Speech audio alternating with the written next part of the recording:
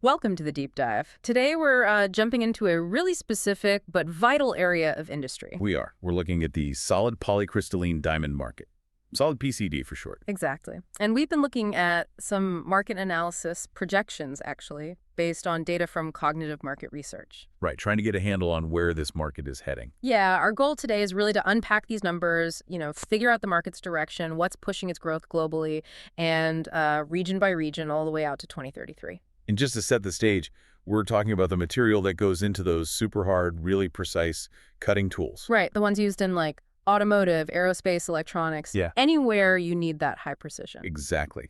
Solid PCD is, well, it's crucial for machining tough materials, holding really tight tolerances. Think engine parts, aircraft components, tiny electronic bits. Okay, let's unpack this then, starting with the big picture, the global view. The report, it pegs the 2021 revenue at $107.8 million. And looking ahead just a few years to 2025, that's projected to climb to $133.6 million. So decent growth there already. And further out to 2033. It keeps climbing.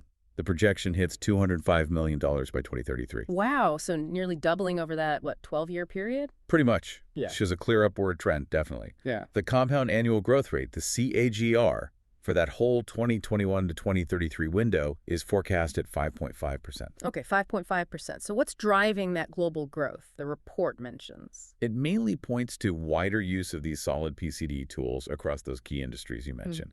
Automotive, aerospace, electronics, precision engineering in general. Right, as manufacturing gets more complex, needs higher accuracy. Exactly. The demand for these advanced materials just goes up. Now, the source does mention some counterpoints, right, like costs. It does.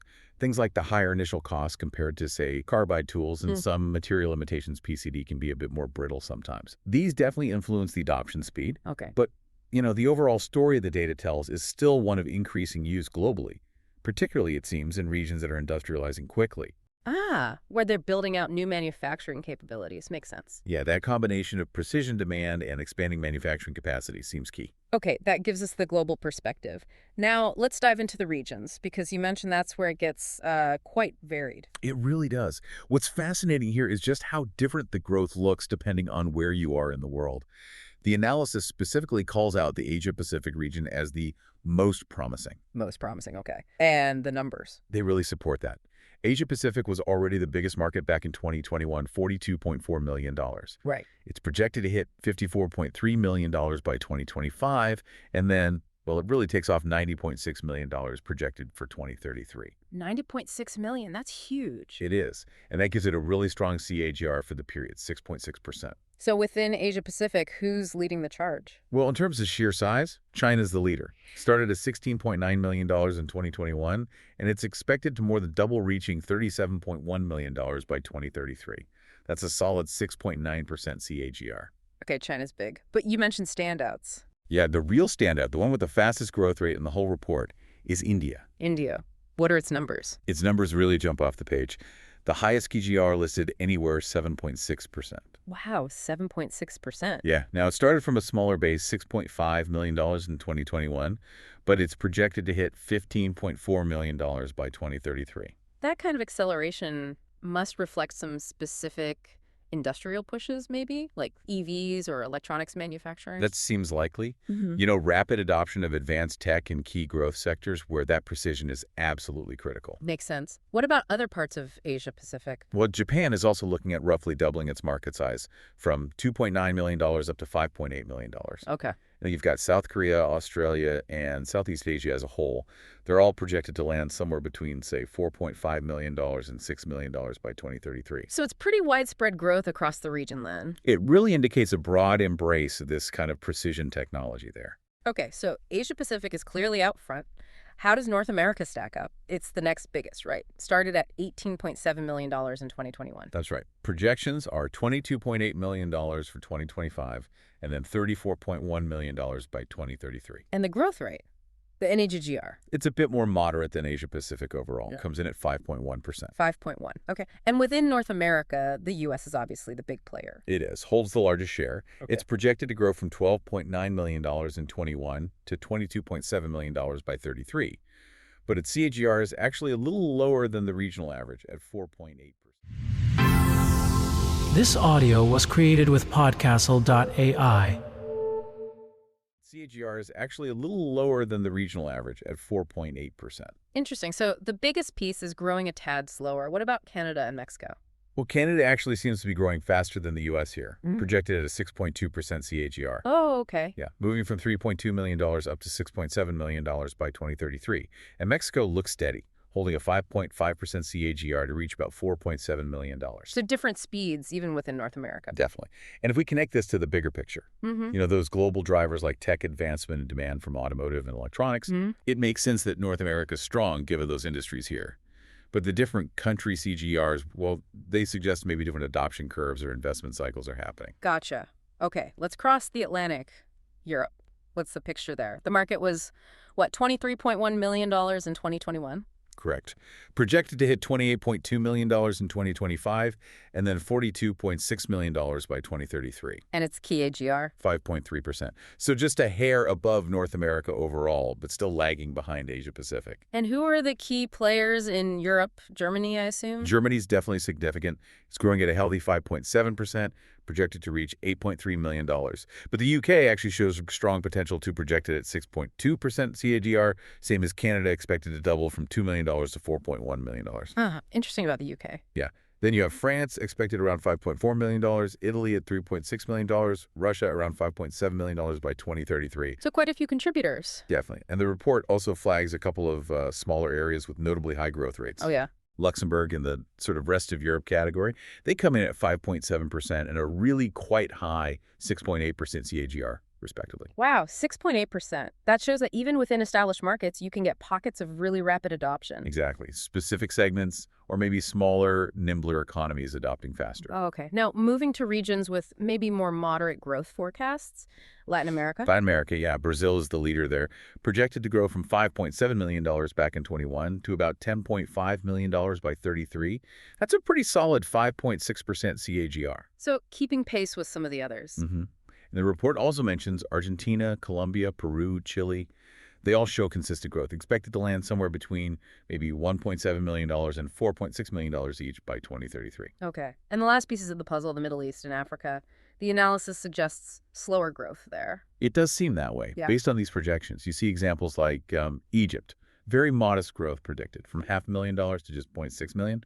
That's only a 1.1% CAGR. Oof, yeah, that's slow. Turkey and the rest of the Middle East category also show pretty minimal increases in the forecast. Any slightly brighter spots there? South Africa and Nigeria fare a little better.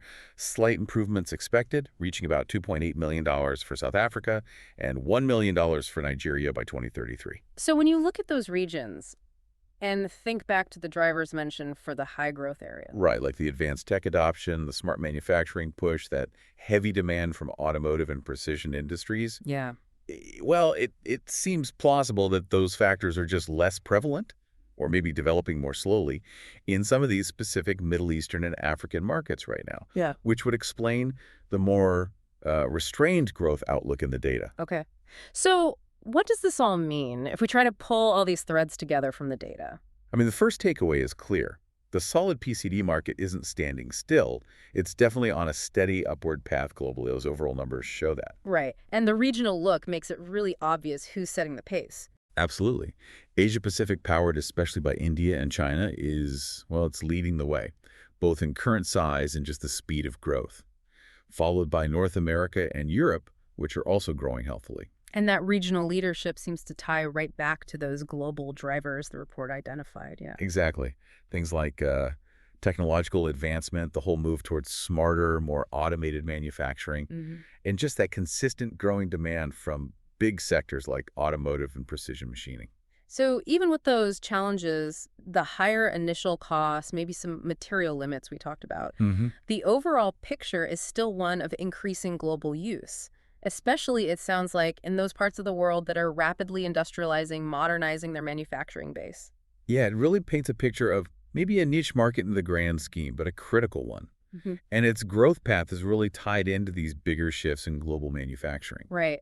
Building on that picture, then, the increasing use, the reliance on specific industries, here's something to chew on for you, the listener. These projections, they're built on assumptions about industries like automotive, aerospace, electronics continuing on their current paths, more or less. So, what happens to these forecasts if there's a major disruption within one of those key industries? A massive shift in car tech that changes how things are made, or another big global supply chain shock? That's a good point. External factors. And thinking even further ahead, what about material science? Could some breakthrough, maybe making solid PCD even better, or alternatively, introducing a serious competitor material, completely change the landscape this data describes? Questions that definitely highlight how interconnected everything is. Even steady market trends aren't immune to bigger forces. Absolutely. Food for thought. Well, thank you for joining us for this deep dive into the solid PCD market. Okay, let's dig into this. Welcome, everyone. We're doing a deep dive today based on some sources you shared about solid polycrystalline diamond tools, uh, solid PCD. Right. And these aren't your everyday drill bits, are they? The sources make it clear these are high-performance, industrial-grade tools. Exactly. High performance is the key phrase. And our goal here, looking at this info, is to really unpack the market dynamics, what's driving the growth. Yeah, what's holding it back? And crucially, where is this tech headed? What are the emerging trends the sources point to? Okay. And the first thing that really jumps out, I think, from the material is that core advantage, wear resistance. It seems almost unmatched. It really is. We're told solid PCD tools last dramatically longer than, say, traditional carbide. Which translates directly to less machine downtime, right? Yeah. Fewer tool changes. And ultimately, a pretty significant productivity boost for manufacturers. That's the big draw, the hook. So why the increase in demand now? What sectors are driving this according to the sources? Well, This audio was created with Podcastle.ai. What sectors are driving this according to the sources? the sources point really strongly towards automotive and aerospace. Okay. And it makes a lot of sense when you think about it. These industries, they're using more and more advanced materials, things like carbon fiber composites, tricky aluminum alloys. Stuff that's notoriously hard to machine. Exactly. Really tough on standard tools, so you need the kind of extreme hardness and, importantly, the precision that solid PCD offers just to cut these things efficiently, accurately. Right. It's not just about being tough. The sources also talk about precision manufacturing, like for medical devices Yeah. and electronics, too. Yeah, absolutely. Think about making those incredibly small, complex components. You need ultra-tight tolerances, perfect surface finishes. That's another sweet spot for solid PCD. It enables manufacturing things that were, frankly, very difficult or maybe even impossible before. But it's not all smooth sailing. Yeah. The sources are pretty upfront about the challenge. Oh, definitely not a magic bullet, no. The cost seems to be the big one, the initial investment. Yeah, that's cited as the #1 hurdle. These tools, they just have a much higher sticker price compared to conventional options. And that high upfront cost, well, that can be a major barrier, can it? Especially maybe for smaller shops. For sure. But an important point the sources make is about looking beyond that initial price tag. You mean the total cost of ownership idea? Precisely. While the upfront cost is high, you have to factor in that much longer tool life. Okay. The reduced downtime you mentioned, the consistent performance over time.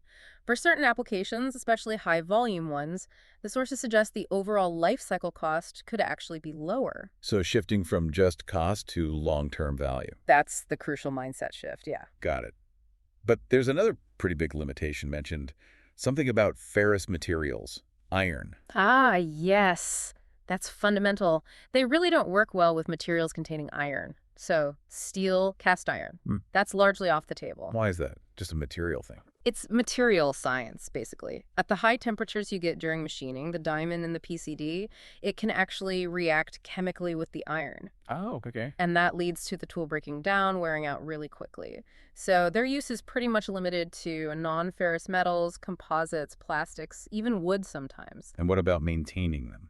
Regrinding. That's another complexity. Regrinding PCD requires very specialized equipment and the expertise to use it.